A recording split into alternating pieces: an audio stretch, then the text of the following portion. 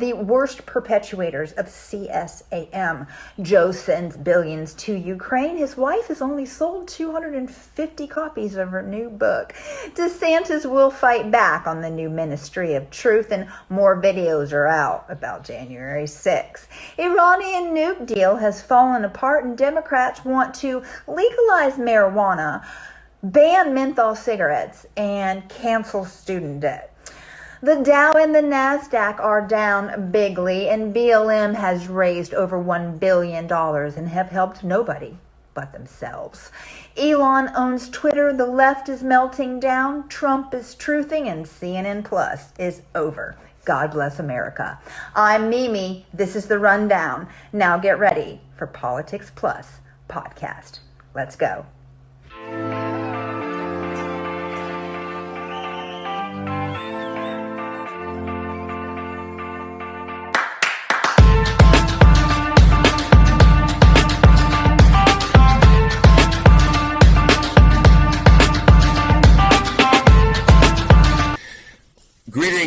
Greetings, everybody. Welcome to episode 3 of Politics Plus podcast.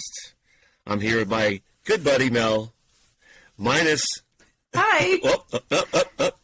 minus our other good friend Macy this evening. So it's just her and I, just me and Mel.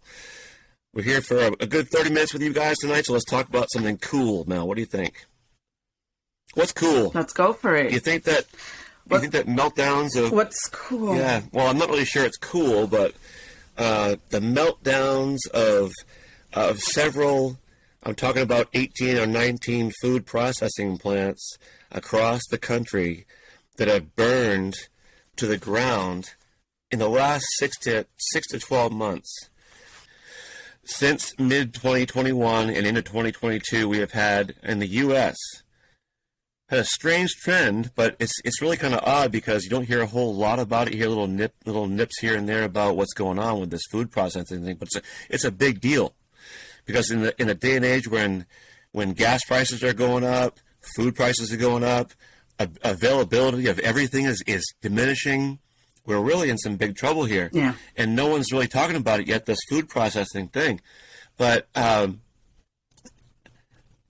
We're already stressing out, in other words, the already stressed food supply. We're talking about just food here, not even toiletries and essentials.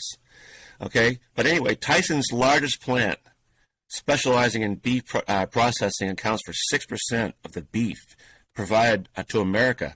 Okay? Mm-hmm. That burned to the ground. That was the first one. In August of 21, a plant in Atlanta, Georgia burned to the ground. In September of 21, Nebraska, producing 5% of America's beef. Okay, this is a big deal. In February 22, a plant in Oregon burns to the ground. April of 2022, Salinas, California, a plant burned there. This is only 5 that I'm talking about right here, but again, 5% of all beef in America, 6% of all beef in America. We're totaling of 16 that have burned across this country in a matter of, let's just say, a year, 12 months. Okay? Since our boy has been in office, no one's talking about that. No one's talking about it because that's the case. Okay? The only thing that they're talking about is eating Beyond's burgers. Don't you think it's a coincidence that they're trying to push these Beyond burgers? Have you tried a Beyond burger? And eating bugs? I actually really like a Whataburger myself, or a In-N-Out burger. Have you ever had one of these synthetic burgers? I haven't tried one. No. Anyway, that's neither here nor there, really, because even that's food that has to be produced. But I'm not sure exactly what all these plants are producing.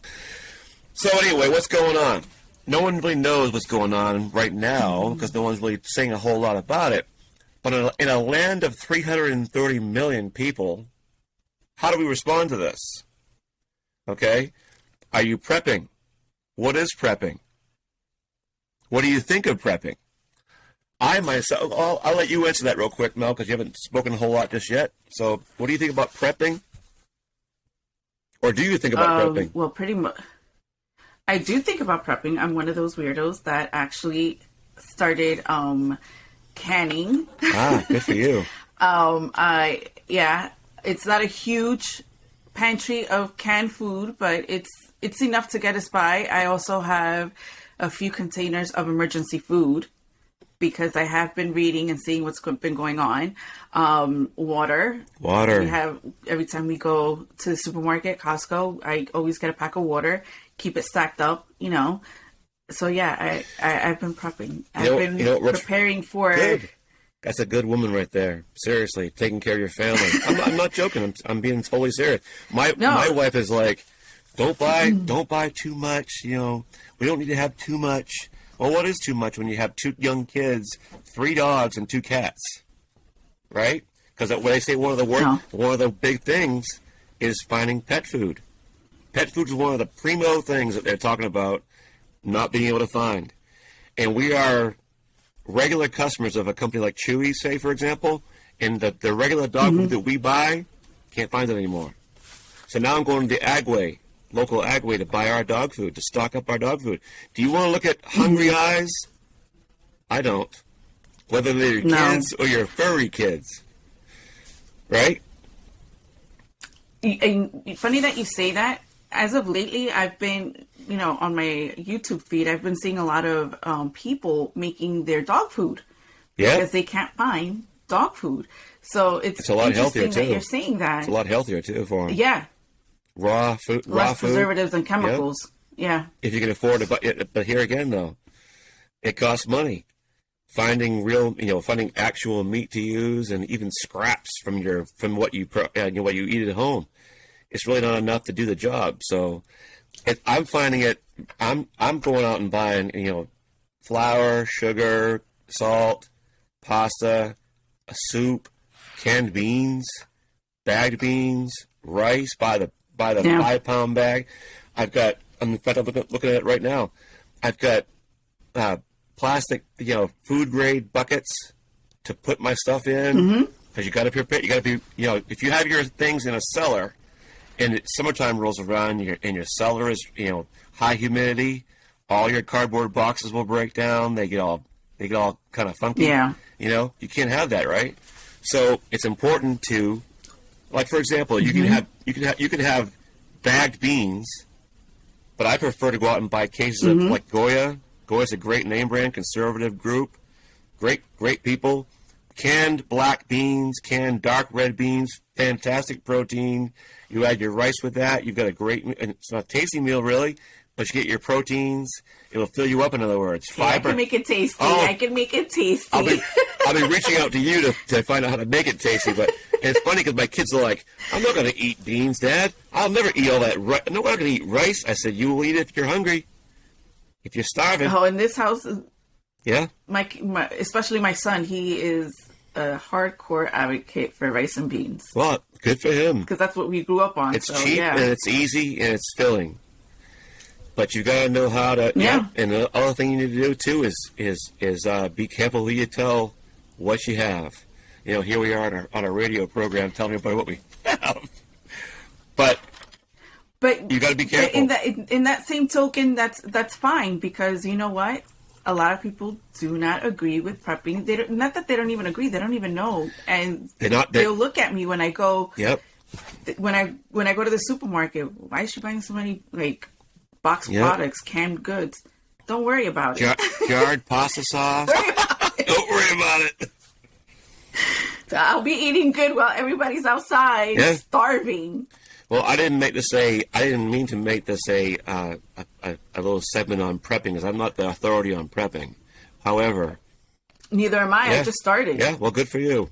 So when people look at you like you have 3 heads when you're buying 12 jars of pasta sauce, let them, because when you're the one in your home with your kids and your husband, and you're not starving, your cats or your dogs aren't starving, praise God for that, because you had enough of this to get ready. Most people are not getting ready. So hopefully anybody who's watching this, they'll spark that thought in their head, because let's face it, another plant burned yesterday. I think it was in Virginia. I had the stats on it, but I lost them. I had a phone call coming in, and I lost the stats on it. But yesterday another one burned. So you got to wonder I don't even know how many there are in the country. Do you?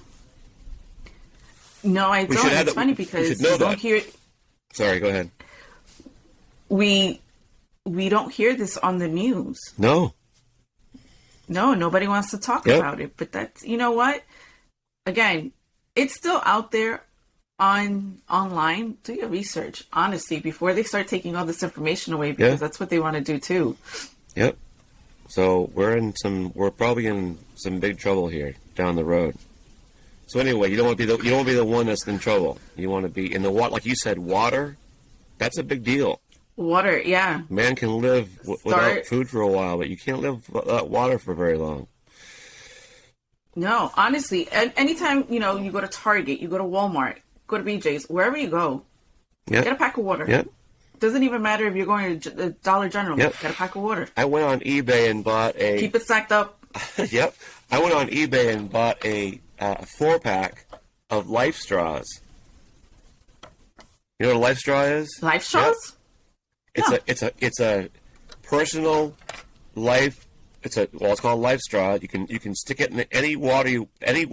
Hopefully, you want to find the cleanest water that you can find. I would hope so. Don't stick it in someone's sewer. But you can drink out of this. You can drink out of this straw, and it purifies the water. They're very well known. And you can buy. So it's like having a personal filtration system. It's like as wide as a C battery flashlight. It's light. You stick it in the water, and you drink out of the stream or the lake, and it's pure water. It can save your life. Oh. So between your packs of water and I'll go to Walmart and buy one of those 7-gallon blue water jugs. You can stack them up in your cellar. Mm-hmm. And water is crucial. So we are heading into some tough times. But another thing that came up on my radar recently was that Bill Gates is snatching up a lot of farmland in America. He owns 269,000 acres. Okay, now why would he need so much farmland? Exactly. Why? He's on his quest to save the world This is the guy that's promoting. Yeah. This is the guy that's promoting eating insects, Beyond Burger, plant-based burgers. So if that's the case, then why is he buying up all of our farmland? Yep. It doesn't make sense. He wants to make sure you cannot eat. He's trying to. I don't want to go down that rabbit hole of him. I've heard a lot of things about him, being the guy that wants to eliminate 5 million people off the planet. I don't know just how true that is, but it's kind of peculiar that he's pushed this vaccine on everybody. He's buying all the farmland. All these plants are burning. I wouldn't be surprised. I would not be at all a bit surprised if George Soros is behind that one. Well, to be honest, and I don't understand why people take whatever he says as, life when he's not a doctor, when he came out and said people should take the vaccine. But who are you to say that I need this vaccine? You're not a doctor. Yeah. So again, I don't understand why people take everything that he says at truth value. He's a billionaire, and he started Microsoft. Everybody thinks he's a brilliant guy, but I don't think his motives are pure. I think we've all discovered that. No, they're not. They're evil. Yeah. I regard him about as much as I have regard for Fauci. Oh, well, that's another topic for another day. So, I'm just seeing here on the Daily Dot that he pretty much owns 240,000. Yeah, 1,000 to 245,000 acres worth of farmland. Well, my stats said which is insane. Yeah, my stats said 269,000. So maybe he's bought that much up since your stat. I don't know. He's buying it quick. Put it that way. Yeah, April 21st. So of this year. And pretty much, yeah. Again, I don't understand why you need so much farmland. You're only one person. It remains to be seen, I'm sure. I have a feeling we're going to see soon. I don't understand why food processing plants are being burned down. Well, I think we all have a little idea in the back of our minds with all the things that have been transpiring. Now, one thing I want to mention, too, that no one's talking about is when you burn down all these food processing plants, or I'm not saying when they burn them down, but when they burn, and they're responsible for, let's just say, 11% of the beef in America. And that's just, I'm only bringing you stats on five plants today, two of which cover 11% of the beef production in our country. Okay, I'm not sure what the rest of them produced, but think about what's going to happen to the American farmer, the beef farmer, the farmers that raise cattle just for slaughter. Where they're going to sell their goods? They can't. So in a day and age when diesel is through the roof, they can't afford to even run their tractors. Now they can't sell their beef. Okay, gee, that might link into why Bill Gates is buying all the farmland. He's trying to eliminate the food, trying to eliminate the process of what's going on to keep this country rolling. That's my theory. But honestly, no one's even talking about the beef, the backup. If you can't process the beef, no one's going to buy the beef, right? Yeah. Some of these farms do nothing but raise cattle for that reason. For a living. Yeah. Yeah. Well, to sell the beef. Where's the beef? Yeah. It's in the field still because we can't sell it because no one can process it. So that right there alone is a pretty big problem. It is, because even if they try doing it, you know how some farmers try to, sell it to you on the side. Oh, it could never make the money that they need to make. No. Yeah. But not even that. The meat wouldn't survive that long waiting for these people to come to them. Yep. The whole thing it really back up in a bad way. And we're only talking about beef production or beef processing. Imagine all the rest of the processing. Beans, the chicken, the eggs, wheat, all the things that we produce in mass to make all the things. When you go to the store, you buy pasta, you buy all these things. You don't see where it's coming from. You don't see who's cutting it, raising it, cutting it, processing it, putting it in tractors and bringing it to the processing plants and so on. If those processing plants are gone, even those farmers are going to be backed up. Everybody's going to back up on this. So, yeah, it's not a good thing. No, but by the time it's going to hit mainstream media, it's going to be too late. Oh yeah, well, but that's why the prepping and the just mild planning comes into play, because most people won't be ready for it. If you're having problems finding things at your store now, or even let's just say 6 months ago, it's going to get worse with all this that's going on with the processing plants. That's for sure. I would urge everybody, who cares? Listen. If you're the man of the house, the woman of the house, you go to the store to buy groceries, pick up a few extra things. If your wife or your husband isn't really on board with it, you know what? Buy a few extra things, bring them down to your cellar. I'm not saying deceive your spouse, but you can build up a little bit of a stash of food and how about just a stack of toilet paper? Remember the problem with toilet paper? Nobody wants to be without toilet paper. I know. It's one of those conveniences. There were fights over toilet paper. Yeah. It's one of those conveniences that nobody thinks about until all of a sudden there is none. In all honesty, just spending an extra $10 just getting canned goods and a pack of water, every time you go grocery shopping, you'll see a huge difference, and you may have at least food for an extra month or two. Yeah. Depending on, the size of your family and how you eat. I've been doing this since last year, to be honest, and I have a room in the basement where that's where I keep all my stuff, because you never know. Yeah. And there are videos out there. You don't have to, I'm not one to put things in mason jars, so I just keep everything, in the food containers, make sure that no bugs get to them. Nothing is open. The things that are in box, just we made extra shelves. We keep those up high. So, it's not something that you cannot do. Yep. It's very feasible to do. And again, just take an extra $10 to $15. when you go grocery shopping and just buy those things that'll last you longer. You'll never even know you're doing it. And here's the funny thing too: you buy things that you can rotate out. In other words, things that you can eat anyway, things that you rotate it out. If you got kids that love boxed macaroni and cheese, rotate it out. Keep it rotating. You spent it. You're spending it now when when food prices are relatively good, right? Rather than eating it later when the food prices are bad. So why not buy it now? In other words, put that extra $15, $20, $30 out a week or a month, and buy those things while the prices are good, because prices are going up. Yeah. I went to the store recently and I bought some Goya black beans, canned beans.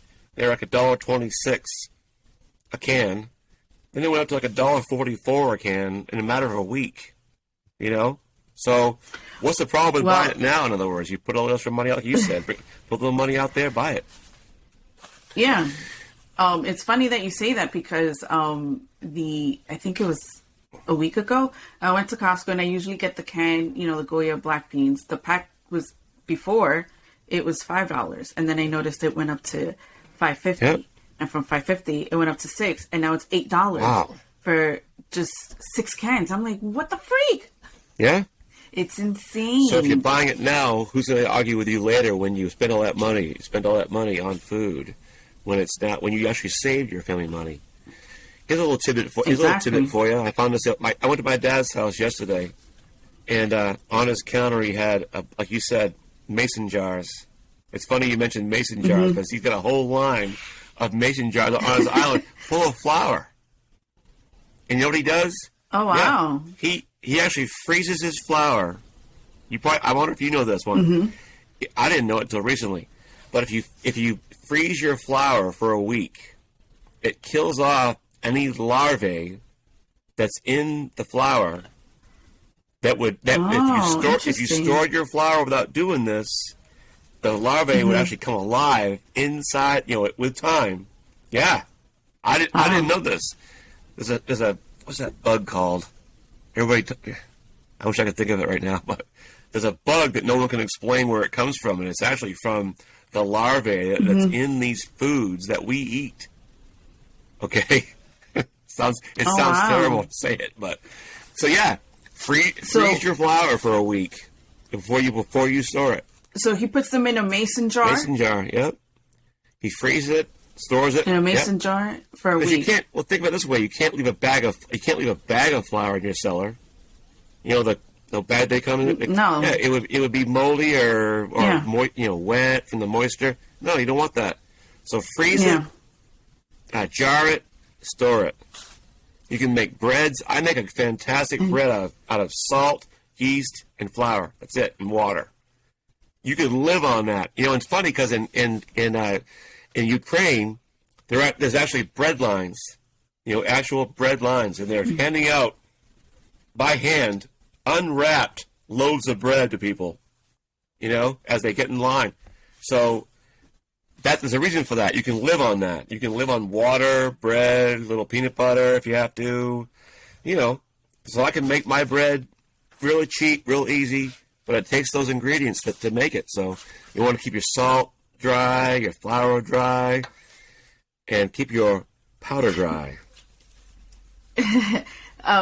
Now, funny that you say that. So because now I'm interested. So once you freeze the flour for a week, you can just store it back in your basement or your cellar? If you put it in mason jars with seals, it won't get any moisture. It won't get any. My basement is really wet in the summertime. It's just the way it is. So I have a dehumidifier in my cellar. So I noticed that my cardboard boxes, my spaghetti boxes, my mac and cheese, they get all kind of, I don't want to say wet, but they have that mildly wet cardboard feeling. You don't want to eat that. It's going to ruin your food. So think about what happened to a flour bag, right? So that's why you want to put it in jars. The big old ones, like the 32-ounce glass. Yeah. Now, do you know how long it'll last? It would last you forever. Take it out of the freezer. It'll last you forever. Okay. Oh, this is just good to to throw out there, good information so people can be aware. That's why you buy beans in the plastic bags. I buy canned beans because if I have kids that are hungry, I don't have to worry about, it takes a while to cook hard beans down to where you can eat them. No, of course, and it's quick and fast too. Imagine if you didn't have any resources of let's just say a way to process that food as far as making it, heating it up, boiling those beans down. I'd rather not go through all that in these times. So I buy canned. It might not be the cheapest way to actually buy these things, but you can open a can of beans and eat it. I mean, heating it up if you have to. If you're hungry, right? Try none on a hard bean or a handful of hard beans because you can't cook them down because you have no way to cook. You have no way to cook them down. So I choose to buy the cans. They stack easy. They stick. A 2027 expiration code on them. The Goya beans. So they're good for 5-6 years. Yeah, it'll last you a while, and it's good for when you're rotating your stuff around. You rotate it out. You never have to worry about expiring. Here's the thing. Listen, let's just say you buy a case of or 2 or 3 cases of black beans, and you never eat them. Right? You had them on hand in case you needed them. Let's just say things never go bad, never go awry in the country, and you can just eventually just you get rid of them and you keep on buying other things or whatever. Who cares? There's a small investment in knowing that you're not going to be hungry. But the way that I see it, at the end of the day, no matter what, it's still going to get eaten. Anyway. It should get eaten. You're right. It should get eaten. Yeah. But if it didn't, though, it's not like it's just at the moment you had food, right? Yeah. So that's the way I look at it. Interesting, but again, just do research. Everything is still online. Yep. You can still Google and YouTube. Yeah, YouTube. That's is where I fantastic. started learning how to food prep. Yeah, there's a lot of food preppers out there, and from country to like us Spanish people that we like having seasonings and stuff like that. Like I stock up on those things too, because at the end of the day, if something does happen, I at least want to eat good. Yeah. I just want to eat, period. Want to have some good arroz and gandules or arroz and habichuelas. Frijoles. I've seen some of your food pictures, so I know that your husband and your kids eat very well, and so I'm sure you do too. And that's a great thing. I actually like rice and beans myself. I was a bachelor till I was 40, so I ate a lot of. Well, I also make the tortillas by hand too. The tortilla. So the tortillas. Mucho caliente. Yeah, well, I know that's something also quick and easy. Yeah, yeah. It's also quick and easy for you to make, and you could even make it on the grill. Yep. Yep. So yeah, I'm telling you, having 3 or 4 weeks or a couple of months of food in your house is an important thing right now. After church, we have to have a little lunch, and the kids always seem to want to go to get Mexican food. I love it. I love Mexican food. In fact, when I lived in California, when I first went out there when I was in my early 20s, I met a Mexican guy that I worked a night shift at a grocery store, and I met this Mexican guy. Couldn't speak a lick of English, right? His name was Jesus. And I was this white boy from New Hampshire, right? We became the best of buddies. El gringo? Yep, I was a gringo. Pinche gringo. That's where I learned my Joto, vale. I mean, okay. Vete mi culo, all that good stuff. So he would invite me over to his wife. Just loved the crap out of me. She just loved me. So I was this white kid from New Hampshire, and I'm this white guy and this whole family full of Mexicans. It was fantastic. There's Mexican music playing, and she's making me. This woman could cook like you wouldn't believe. It was like a what do you call it? A smorgasbord or a feast. It was a feast of food. I was well taken care of. It was fantastic. I loved it. I loved them. It was great. It was a really great experience. That's pretty much how we cook. Good. That's how pretty much we cook. Oh, my husband's mother, she is a great cook. This woman could turn like rice and beans, and her favorite thing is lentils, and make you a very good meal with that too. Yep. So again, it goes back to being resourceful too, and these things aren't that difficult to make. Oh, I'm sure. Honestly. Yeah, I'm very easy. If I take some black beans and some rice and put some hot sauce on it and some pepper, maybe throw in some canned tomatoes. I mean, I know you're going, what the hell are you doing, Mark? Because you can cook, but I'm not. Canned tomatoes. Yeah, canned tomatoes. You know, some diced tomatoes in there. You know, maybe some pasta. You're thinking, what are you doing, Mark? Pasta with rice and beans? Oh, yeah. Oh, no. Oh, yeah. You kidding me? I mean, if we ever get to that stage, at that point, it doesn't even matter what you're eating. Like my dad says, it beats going out to the woods and peeling bark off the trees because you're starving. Nobody wants to look at starving children, especially, or starving animals. Your pets? No. My pets are they're like my kids. You know, I don't want to look at my cats and say I can't feed you anything. You know, I bet I have 4 or 5 cases of canned cat food and probably 10 bags of cat food in my stock, as well as several 40-pound bags of dog food. The last thing you want to look at is starving kids and starving animals, starving pets. You know. So we laugh and joke about what I would make with my beans and my rice and stuff, but I'm telling you what, it would be very satisfying to know that you can make a hot loaf of bread, right? And you've got plenty of beans and rice and pasta and sauce and water, like you said, all these little things. How about just toothpaste, toilet paper, the things that you need, soap. One thing they said, that you should stock up on is baggies, plastic baggies. Because if let's just say you need to start bartering with your neighbors, right? And they need let's just say they want 3 cups of sugar or some flour to make their own bread, and you've got a whole boatload of flour. But they've got a box of 9mm shells that you might need because you ran out. You didn't stock up on that, say. So they hand you a box of 9mm shells. You hand them some flour, maybe a half a jar of vodka or whatever. It's called bartering. Well, honestly, at this day and age, you should be buying that. Yeah. Oh, you mean like shells? You mean like? Not the pasta shell kinds, the brass shells. Yeah. Yeah. I was buying them when they were relatively cheap, and now they've doubled in price. It's hard to. Which they also did that intentionally. Oh, yeah.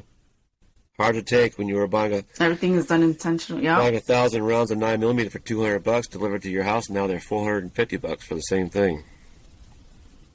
I know, it's insane. Mm-hmm. But here again. You got to have it. Yeah. Yep. So it's been a good talk. Yeah, it has been. Between the realization of food processing plants burning across the country and that little bit of information, as well as moving right into prepping, and just talking about some general food storage for people. Because listen, there are, like we talked about earlier, people are looking the other way. They don't want to believe this kind of thing could happen.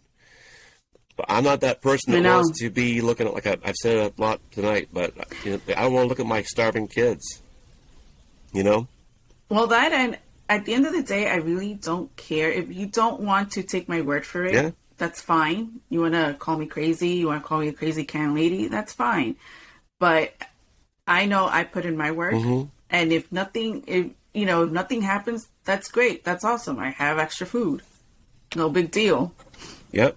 And who will be the hero in the end?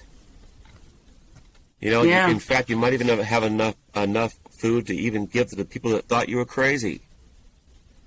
Because they're going to have starving kids, starving pets, right? If you got a big heart, you're going to want to help people out, but you can't. You got to watch out you got to take care of yourself first, your kids, and yourself, your own family. I have plenty of neighbors that think I'm nuts. on many levels. So you know what? Neighbors. I won't. Just neighbors, though. No. Co-hosts think I'm nuts. But listen, you'll be the one that's going to win in the end. Yeah. All jokes aside, a little disclaimer: no, we're not preppers. I mean, like those, experts. We're just, throwing it out there. Just be very mindful, very vigilant. Yeah. Continue to do your research. Listen, if I can do it, anybody can as well. Yeah. I'm not nearly the prepper that some of my friends are. I got friends out in Iowa that are like self-sufficient on their 80 acres of land. I mean, those are real preppers. Well, it's been a really fun time talking with Mel this evening. Thank you for joining us on episode 3 of Politics Plus Podcast. We look forward to seeing you again soon. And we'd just like to ask you to like, share, and subscribe to our channel. And don't forget to follow us on Instagram, Twitter, iTunes, Spotify, Rumble, Amazon Music, Audible, and Anchor. Look at you.